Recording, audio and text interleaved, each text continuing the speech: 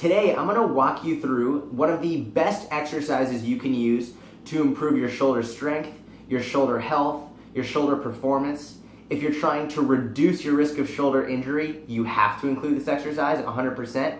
And if you actually have current shoulder pain, this can also help get rid of it or help improve it at the very least. Now, it's called a band pull apart, and this is one of those drills that most people, even coaches, think they're doing properly just by going through the motions, but they're royally screwing it up. And the issue with that is, especially with this drill and other shoulder drills, because the shoulder is a little bit more delicate, we'll call it, is that if you do the technique wrong, if you're using poor technique, you're a lot more likely to actually cause further pain or damage. So I'm gonna walk you through exactly how to do it so you don't have to worry about hurting yourself, and so you can start improving your shoulder health, your shoulder strength, shoulder performance, and reducing your risk of injury, okay? So it's called a band pull apart, and all you need for this is a mini band, okay? So this one specifically is from Westside Barbell. You can go to their site and get it. I know Rogue has a bunch as well. They're all essentially the same from Westside Barbell or Rogue. This is the mini band. So first, I'm just going to show you the technique and then walk you through some of the really common mistakes that people make. All right, so first and foremost, when I do this, I only grab onto one end of the band, okay? Some people, they end up grabbing two, and it's usually way too strong, okay? So just grab onto one end of the band just like this, and start a little bit wider than shoulder width apart. If you've never done this before, you actually might even want to start a little bit wider, because the band tension can be tough. So a little bit wider than shoulder width apart, and first I'll show you from the front. You're just going to come here, and you're going to keep your elbows up nice and high, and pull it all the way apart, okay? Just like this. And it's going to come all the way to your chest, and then come back. And you see, I'm not doing it really fast. I'm not letting it flop all over the place. I come here, I pull, and I control it to my chest, and control it all the way back out. I'll show you from the side. So, a couple things to pay attention to. First, I'll just show you the technique. Pull it apart, touch my chest, nice and controlled.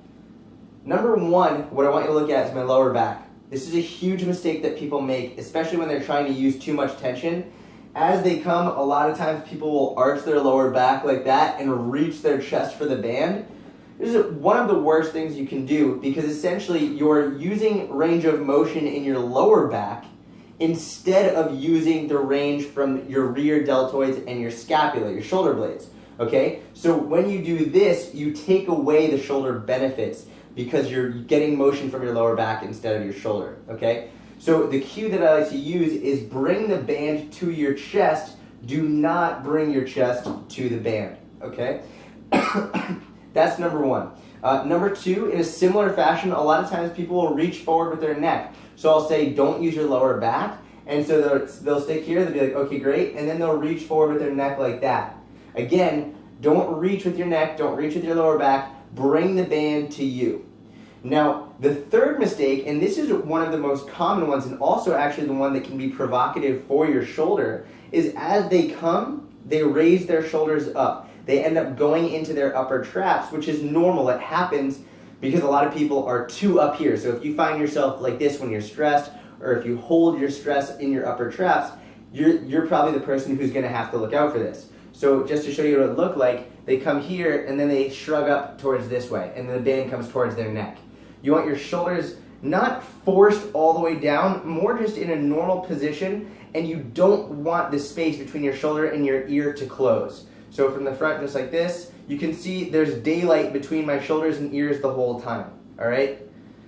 And finally, what I like to do is I like to bring the band right to the nipple line, okay? Not below, not above. If you bring it below towards your belly, you're probably going to end up using more tricep, and if you bring it up more towards your neck, you're probably going to end up using more upper trap. So when you do this, pull all the way, try and get it to the nipple line, nice and controlled on the way out and on the way in, all right?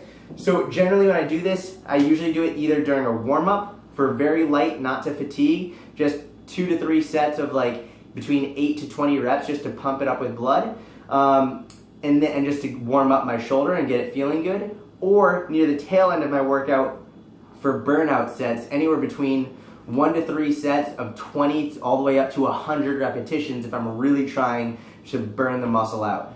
So give it a shot. Let me know if you have any questions, and I'll talk to you soon.